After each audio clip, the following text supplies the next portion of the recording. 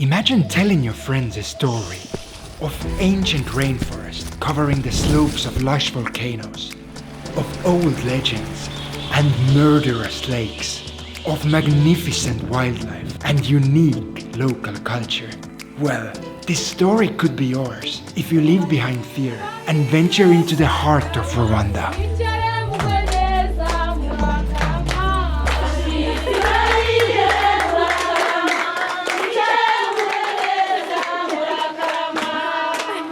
I don't think I've ever experienced this kind of high from wildlife.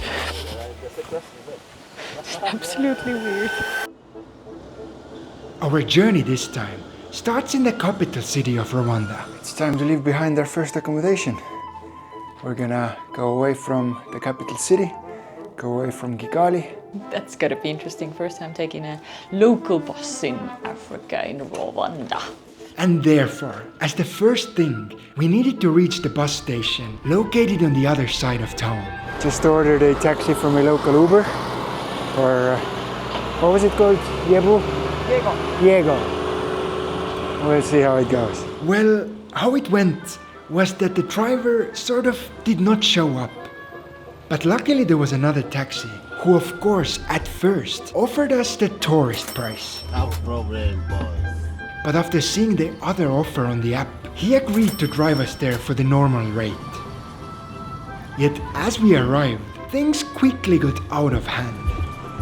Total bloody mess. We've been in a taxi for 15 minutes circling the bus station, and this guy is running to get us on his bus, I think. As you can probably imagine, the situation outside was even worse. We ran from one company to another, and finally met someone who guided us to the right place. Karongi. Karongi, we have bus now. Karongi now? Now, Okay. now. Ticket from here? Yes, even buying the ticket was a challenge by itself. What's going on? But after about 15 minutes and a couple of new friends later, we were ready to board Jesus. what is locally known as the Big Bus.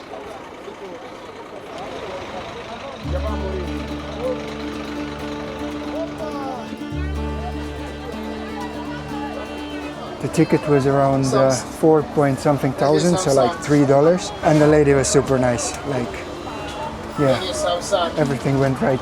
Time passed quickly while observing all the vendors that surrounded our vehicle, and suddenly we were moving. However, to say that the ride was eventful would be an understatement. At first we quickly realized why Rwanda is often called the land of thousand hills. It's quite hard to capture it on a camera from the bus, but the whole drive has been just up and down, like from one hill to another, and everything is green. It's so luscious, so fertile. And seeing a flat area was as hard as finding a needle in a haystack. Yet around the halfway point of the journey, the good roads ended, which brought new challenges. Yeah, after a few hours of roads like this, you start to realize why not too many people from the outside use buses. The so-called African massage got so intense indeed that some of the younger passengers could not even keep their foot down. Also, I'm using the mask because a kid behind us had an accident, and it smells quite bad. But as we all know, nothing in this life lasts forever. 4.5 hours later, but we have made it. We are in Karongi. What do you say about the bus ride? Very intense on the bus. Very intense. On the first look, the town we have arrived in, it's even greener, even fresher than the capital, and the lake Kivu down there. It's absolutely gorgeous.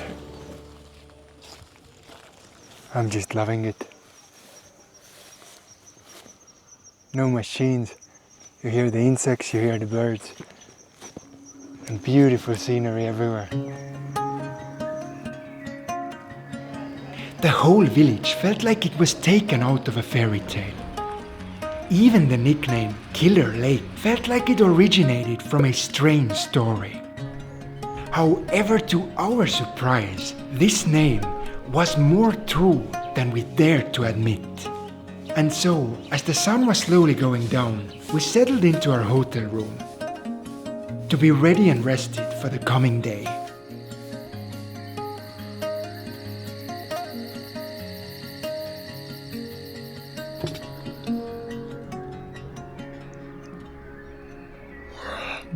But compared to Kigali, where the city came to life at night in the evening, then here in the small village it's the opposite. Early in the morning we started hearing voices, the nature came to life, all the tours started in the morning. And well, so did ours. How are you, man? I hope you slept well. Oh yes. Yeah. Oh yes. The sounds of nature, it's absolutely beautiful. Is it okay if I film if you are on some of the shots as well? Yeah, no problem. Perfect. So that's how it begins. Our guide Cedric was waiting for us outside of the hotel, and now we're gonna go for a small tour on the lake. Yeah. Cedric quickly guided us onto a small boat. Hurrah! And in a matter of minutes, we were gliding on the calm and dark waters. The lake was full of many green islands. Some were inhabited by cheeky monkeys. Others were home to a whole range of strange birds. We made a quick stop on a small piece of land, and whilst there, I was taken by a bad surprise, which sort of made me create this small disclaimer. And also sorry that most of information that we receive and give in today's video, it's gonna be over voiceover. I'm just having this terrible migraine, and my brain is like blacking out when I think of English words. There's like one connection missing, but yeah, it happens to me like once in a quarter of the year, once every few months. But what can you do, right? Once back on the water, one fact after another, we started learning about the uniqueness of this place. It's hard to believe how calm the lake is. Turns out that the waters of Kivu are so dark because it happens to be one of the deepest lakes in the world. Top 10 deepest lakes in the world. It's 500 meters. And how Kivu became a lake in the first place is also quite interesting. That daughter of a king, she urinated in a big calabash. Once the calabash is filled of urine, pee. Yeah. She blocked it, and the urine split out and created the big water like this. Then made it like Okay. Perhaps this last part is more of a legend than a true story. Yet in more scientific terms, this lake formed when two tectonic plates moved away from each other, creating a giant crack in the earth. That's why this lake is deep. And to this day, there is quite a lot of volcanic activity in this region. However, the one thing that didn't seem to make sense was when Cedric told us that it is one of the few lakes in Africa that is actually safe to swim in. There is no crocodiles, no hippos, and even no bilharzia. Oh, and if you have not heard of the last one, then it's a common African parasite that lives in most lakes and enters your body through the skin. But the thing that bothered us was that if the lake was safe, then why was it called the Killer Lake? However, before we could ask, we made it to our next stop. This here was Napoleon Island, a place renowned for its wildlife. Together we started a hike through the bushes. But after a few minutes on the island, the one thing that we kept on seeing were those big piles. They looked familiar, but how could it be? This here is the poop machine. This is the reason why I regret not putting my boots on. Surprisingly, farmers have been bringing their cows here for decades. But when the animals ran out of food on one of the islands, they quickly adapted to their new environment. So these are the swimming cows. when they need to get to the other island, they literally just swim. And well, I also learned a lesson why it isn't a good idea to call someone a poop machine right to their face. Hey, hey. Yet more than just swimming cows, Napoleon Island is also home to another mammal. And they are here by the thousands. As we approached their lair, the air filled with their high-pitched voices. And suddenly, they were everywhere. They're absolutely everywhere. In the trees, in the sky, and they're super fast flying around. It felt strange seeing so many bats in broad daylight. But at the same time, there was a strange magic to it. There's more than 5,000 bats on this small little island. It was a wonderful feeling, being in the center of such gathering, and the hordes of bats definitely added to the mysterious atmosphere of the lake. And then, finally, on top of the island, we had a chance to ask Cedric about the mysterious name of the place. But the reason why Lake Kivu is called the Killer Lake is that it's one of the only limnic lakes in the world. And what it means is that there are like 2 layers to this lake.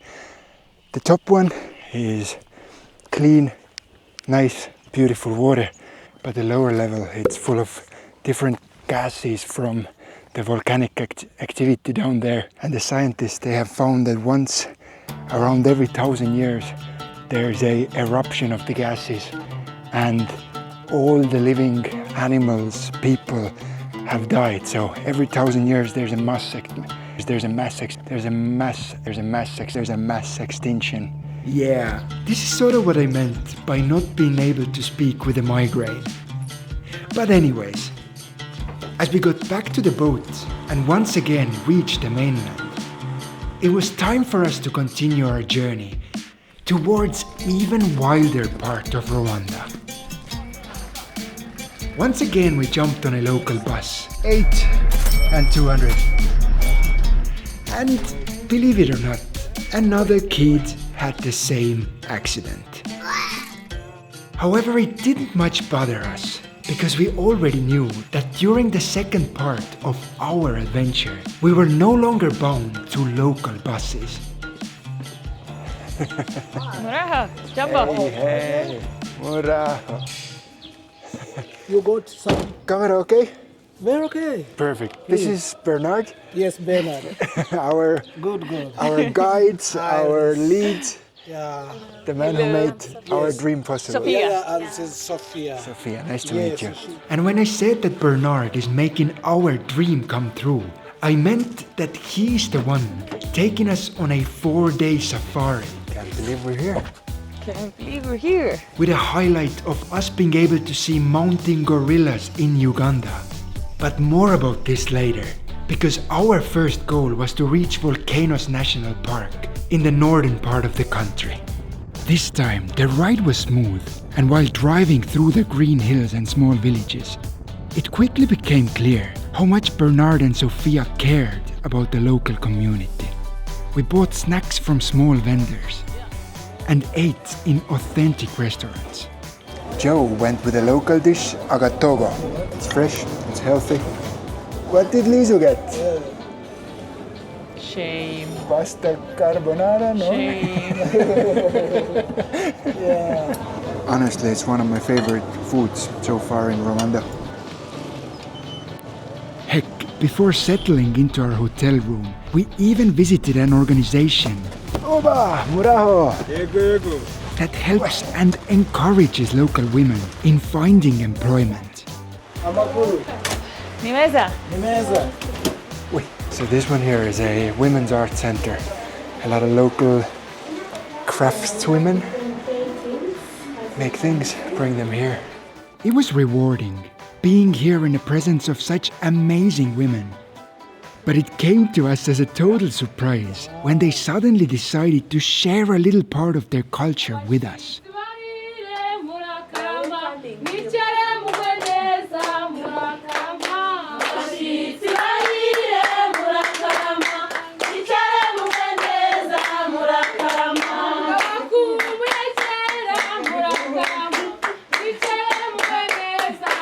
Have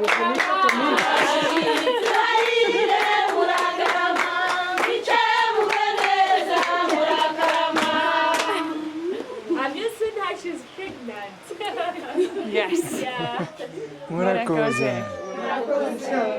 Yet even those wonderful ladies were just a warm-up compared to what was waiting for us the next morning. The day started early, and the views from the car windows were hard to ignore.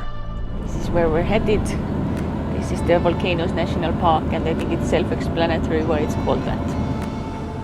This park is home to 5 different volcanoes, and seeing them in the morning mist is something I will never forget.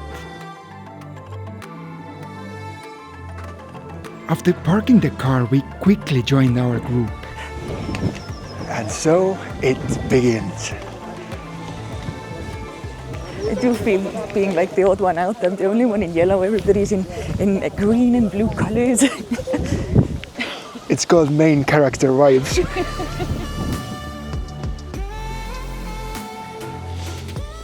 I absolutely love the backdrop. Wherever you look into the distance, just volcanoes popping out of the green landscape. I'm not gonna lie, the hike itself was actually quite different from what we expected. It lasted about 20 minutes, and instead of thick forest, it was luscious potato fields on both sides of our path. That's all volcanic rock here. Light and full of pores. As we crossed into the national park's borders, we were ordered to put on our masks. So the reason why we wear those things, it's obvious for some. It's exactly why we use them around people and in hospitals, so that we wouldn't spread our diseases. There's so much common DNA that we share with the monkeys that some pathogens, they just jump from species to species, and to protect the monkeys we have to wear the masks. And then, out of the blue, we were surrounded by them. There they are, golden monkeys. They can't be found anywhere else in the world. It's hard to describe how amazing it felt to see such rare and unique animals in the wild, doing their own thing. And I can't believe that I'm sitting here like 3 meters, 10 feet away from 10 golden monkeys. They were jumping out of bushes, climbing, playing, and of course, above all, eating. They're so beautiful. When you can see with the telelens that they have these golden hairs on their faces, and they look just so lovely. I'm absolutely obsessed with the camera. Being here was a dream come true for the both of us. And the thing with those monkeys is that in 2003 they started protecting them and taking care of them, and then there was around 20-30 of them left. And now, just 22 years later, there's around 400 or 500. There's 4 groups, and each has more than 100. Just comes to show how much a little protection can do. And before we even noticed, the 1 hour we had with the monkeys had passed. But I don't think I've ever experienced this kind of high from wildlife. With heavy hearts, we said goodbye to the monkeys, and again crossed the border into the potato fields. Well, I can't believe that this was just a warm-up for the main spectacle. Super cool, super amazing to be here, to see such animals in their habitat. But friends, this is where we're gonna leave you this time, and in the next episode we are going to see some of the most majestic animals on our planet. Take care and bye. Bye!